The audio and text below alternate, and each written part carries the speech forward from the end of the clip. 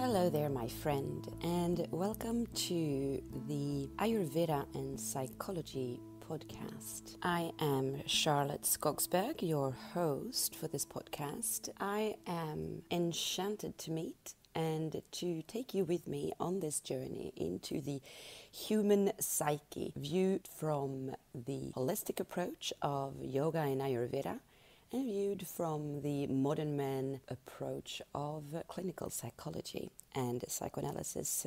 So have something nice to drink next to you, maybe a cup of tea, have a seat, or go out for a nice walk in nature maybe. Enjoy.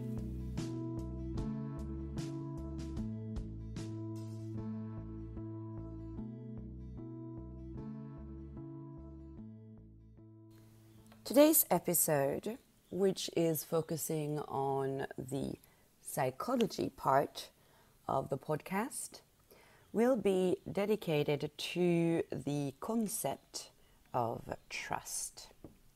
And I think that I wrote some time back, maybe like a year or two ago, an article actually about trust and my personal understanding of what trust is. And that I came to realize my own difficulty in just trusting other people, just like many of us have. And that's what inspired me to write the article. But then also, earlier this year, 2021, of course, one of my students, one of my participants in the self-image project actually, contacted me about trust. And it was more a question of trusting in the relationship that she was in with her partner. And it had me thinking as well, because I think that we have a tendency to turn the idea of trust externally towards someone else. And even though that is very true, I think the groundwork always comes back to oneself.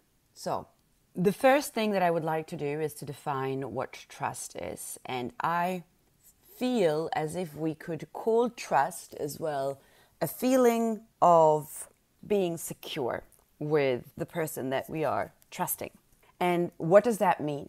It means that I am certain that the person that I'm trusting has my best interest at heart.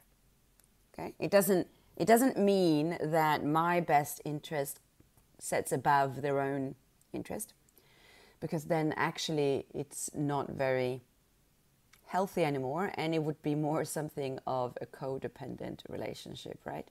So it's simply knowing that what their actions are of the other person will be first and foremost to make sure that they take care of themselves, but that I a priority to them in a certain way. So it's thinking that when they take action that is related to me, they're doing it from a place of what is in their eyes best for me. The way that I can know that they have my best interest at heart is if I am also convinced that they have a perception of me as if I belong to them. Okay? Because when something belongs to us, well, we have a tendency to have its best interest at heart. In the sense that my arm belongs to my body, so belongs to me ultimately, I will not harm my arm, because harming my arm, cutting my arm, for instance, means cutting me. So in that case, this arm belonging to me, I know that if I hurt it, it will also hurt me. This is why ultimately in relatively healthy relationships that we have with our family, we also tend to turn towards our family for advice, because we feel that we belong to them. Now, this has me looking at the world on a broader perspective as well. If we trust the earth, then we feel that we belong to the earth. We have a perception of the planet and everything that is on this planet as actually separate from ourselves. This kind of mechanical vision of the universe that we've developed since we've separated ourselves from the spiritual perspective on the universe. Once we came into a more, well, I want to say scientific, but scientific in the sense that we look at science today. So as something mechanical, as something that is structured, like some kind of clockwork that has no other meaning behind it than the well-functioning of the clockwork. And so that's how we look at the world. So we see it as separate compartments, and then we, for some reason, is different to the rest of it. And this is naturally, of course, the reason why we don't actually feel at ease if we are just dropped somewhere in the middle of a forest on our own, and we feel separated from the rest, and we are usually scared for our own well-being. So we are afraid of the other animals, and we do not trust the plants and all of that. So basically, we don't really feel as if we belong to the world. Now, if we would feel as if we belong to the world and everything that lives here on this planet with us, then we would have a very different relationship, of course, to animals, for instance, or trees. Because if we trusted that we are part of this, then naturally hurting other animals would hurt us. And so what have we done instead is that we have created this illusion to ourselves that we do not see just how much we hurt other animals. And so it's just easier to look at the fish sticks in the supermarket freezer and pretend that that is not actually coming from a living, pulsating being, that it belongs to this home that we all are in. Or, you know, the steak. It's the same situation, right? If we don't have to look at the animal that we have slaughtered in order to make that steak, then it feels more comfortable to eat it. So we don't feel as if that steak belongs to us in that sense. We wouldn't treat the forests the way we do and the oceans the way we do if we actually felt that there was a sense of belonging with everything else. So naturally, we are these creatures living on this earth, not feeling as if we belong to the earth and we feel more as if we want to possess it, right? And it has me thinking of Einstein, who said that the most important question we have to ask ourselves is if we find that the universe is a friendly place or an unfriendly place. And that's basically what we start out with. And he continued by saying that if we do decide that it's not a friendly place, then we as humans would use our technology and science to create safety and power over it instead, by building walls to protect ourselves. And that would be a place where technology would be so powerful that we would either isolate completely from the rest of the world or finally destroy ourselves. And I think that those words don't really need more explanation. We can just look obviously around us and see that that's exactly what we have done. Now, don't get me wrong, I am convinced that we are just really destroying ourselves, that this planet that's been around for billions of years will be perfectly fine. We're just destroying ourselves, really. The blip in time that our existence is here will be extinct and something else will come along instead. So if I just start from this perspective when it comes to trust and the feeling of belonging, then we can also see that, of course, it doesn't really come natural to us to feel trust and to feel that we belong.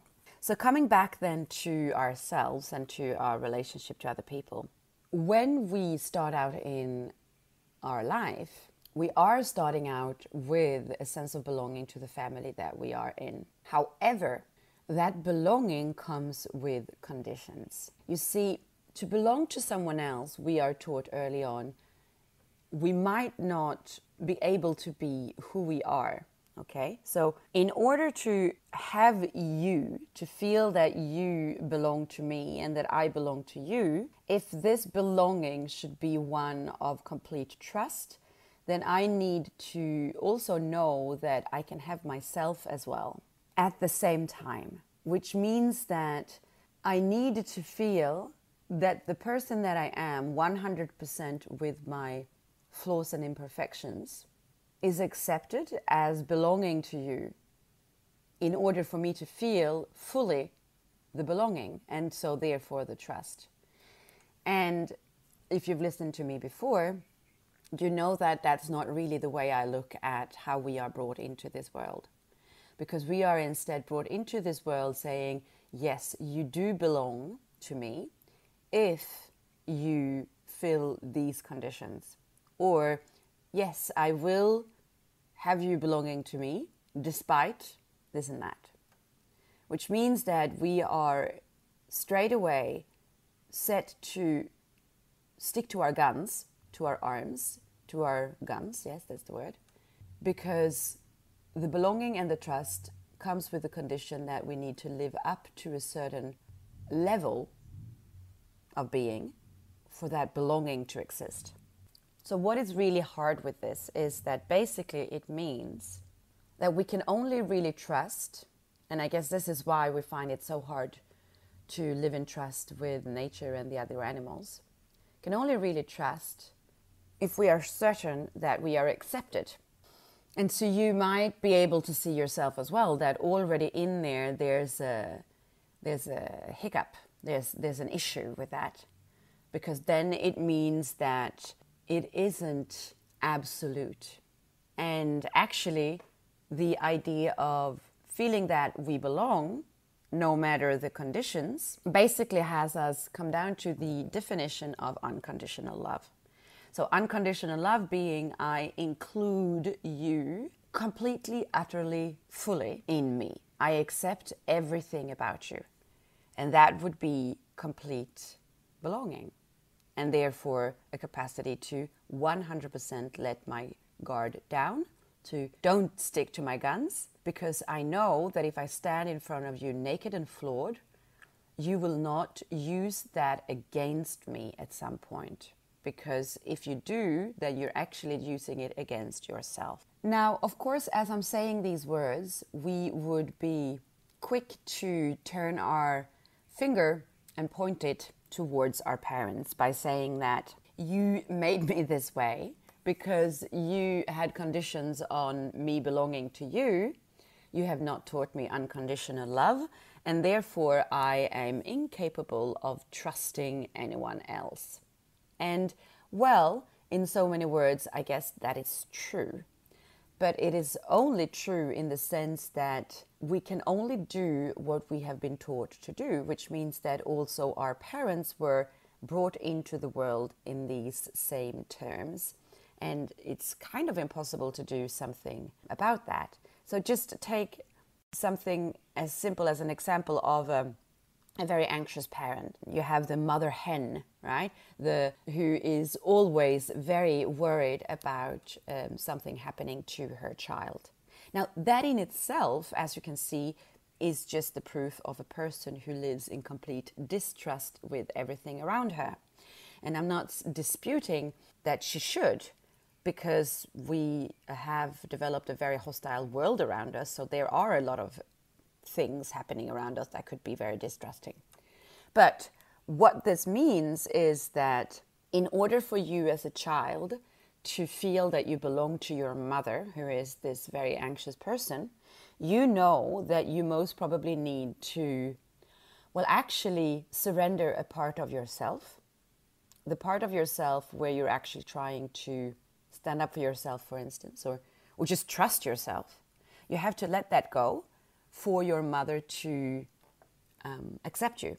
You need to play by her rules in order to feel the belonging from her, which means that you need to go against your own instinct probably very often. Now, this is something where, I mean, me personally, I know that my parents always told me that I was a a conflictual child, that I was very determined of what I wanted and that I would show that strongly and be angry if I didn't basically get to do what I wanted to do. And the thing is, as a child, you have to actually succumb to your parents' will, because, well, they're the one who decides what's going to happen. So it means that even if it's on a very subtle level, very early on in life, you learn that you have to give up on what you can feel deep inside of you is right for you, and instead succumb to what your parents have decided. And then if this is a very anxious parent, naturally that can become quite a challenge.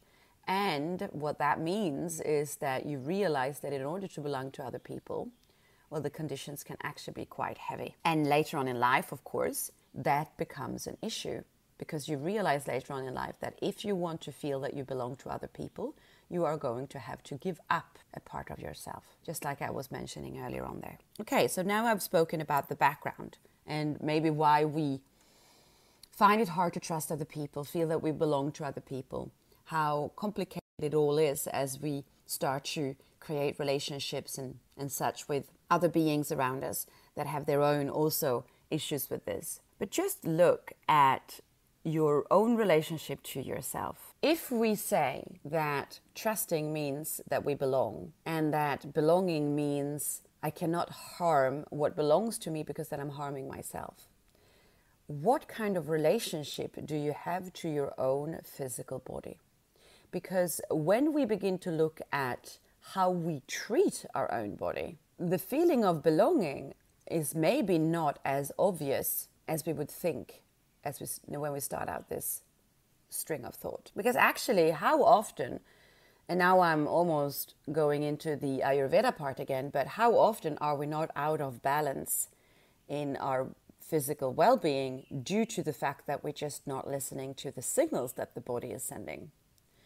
How often have we not pushed through a little bit further, whether it's, physical exercise or simply at work, or make ourselves do things with other people that we don't really want to. Deep down in the physical of ourselves, whatever layer you want to talk about, the signals are there, but we're not listening to them. So whether it's the question of pushing oneself too hard in physical exercise, for instance, why am I doing that? Is it because somewhere I feel like maybe if I don't, then I will be disappointed in myself? Why would I be disappointed in myself?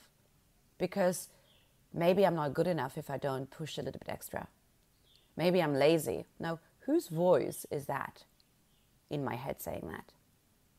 Or if it's at work, when it's dark outside and you're sitting still at your office and you're doing the numbers or whatever it is that you're doing, your whole being is screaming, you don't want to be here, you want to go home, you want to do something that's nourishing for your soul, yet you're still there. So why are you doing that? What's the narrative in your head there telling you? Whose voice is that?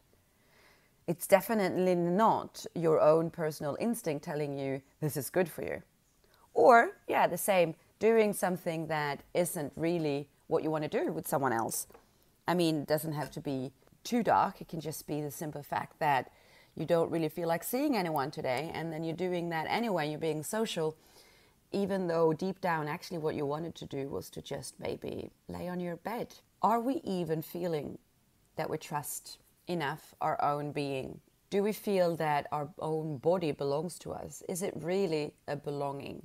So if I start by just looking at myself in the mirror, when I notice that it's really difficult to trust other people, and I don't really know why, and I don't know where to start and how, what I really need to begin with is to ask myself, what is the narrative that goes on inside of me that has me living in a perception of a hostile environment?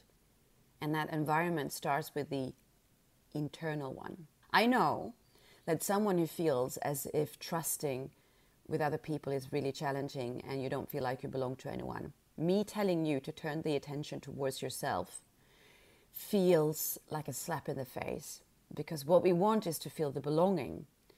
And if we have to look at ourselves, it makes us feel even more isolated. However, you can only begin there because And this is where it's really hard, especially when you feel far from connection with other people. It is always a question of perception. Just like Einstein was saying, you have to ask yourself first, are you living in a friendly or an unfriendly universe? And you have to begin with that one. So it starts with thought.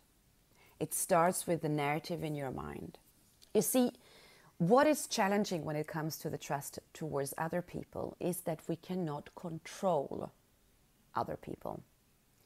We cannot be very certain that they will always have our best interest at heart, because they will always need to have as well their own best interest at heart first of all. And if that goes into conflict with our interest, then in that moment, there will be uncertainty. The way that this trust can be maintained with another person is if we put less importance into their actions. It means that if I come from a place of trust in myself as I am interacting with someone else,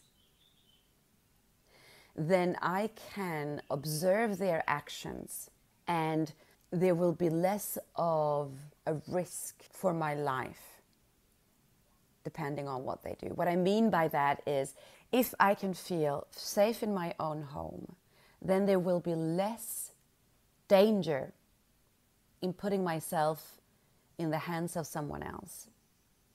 To come back to the idea of standing naked and floored in front of someone and trust that they will not use what they see against me.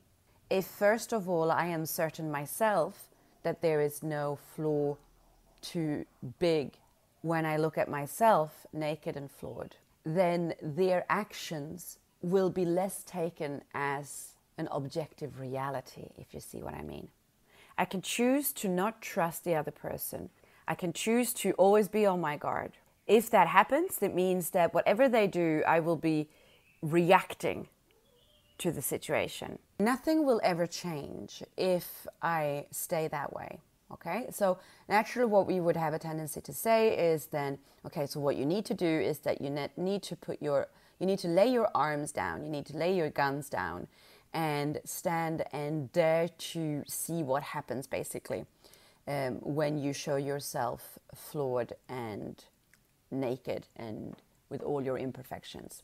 So basically, in order to be able to do that, it means that we need to have a certain amount of courage. And that courage comes from this idea that if I have managed to perceive myself as a safe place, then all of a sudden I put less importance into the other person's actions.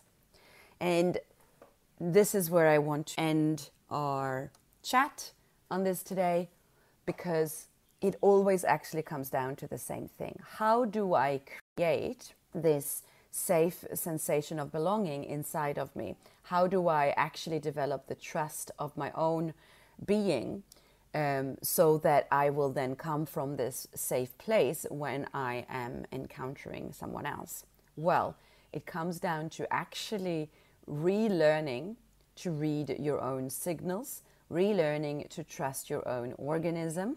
It starts with really small steps, okay? So it would be too easy to just say, well, you just got to learn to trust yourself. Or to say that, well, you know, just apply the Ayurvedic principles of what your constitution needs, and you will notice that all of a sudden you're feeling well, you're seeing things clearly, because obviously when there's a physical well-being, then that will establish a healthy mental well-being as well. And I know that when you're very far from that place, that just sounds like words. And which has me remembering my ex-boyfriend saying to me that it's just words what you're saying in your talks. Yes, it is just words. But the thing is, it's just words for someone who is very far from that place. So how do you narrow the gap? How do you close the gap? Well, You start with one thing at a time. And this is what's really beautiful with the Ayurvedic principles. It is that the very first thing that you should start by doing is to create an extremely simple and easy to maintain morning routine of getting up earlier than usual so that you will have the time to do just a couple of cleansing kriyas, as they call it, or actions, and then sit down for a few minutes of meditation. When you start doing that, you're actually giving yourself the importance of taking time out of your day and saying that this is just for me. And that's all you got to do to begin with. And you stay with that, and you don't have to increase, you don't have to do anything more complicated than that. It's the very first thing that you do. And you will begin to notice, because you will begin to notice the changes, because actually what happens is that you start to realize that there is a being there inside of you, that you're not hollow, that there's not just a void inside of your body.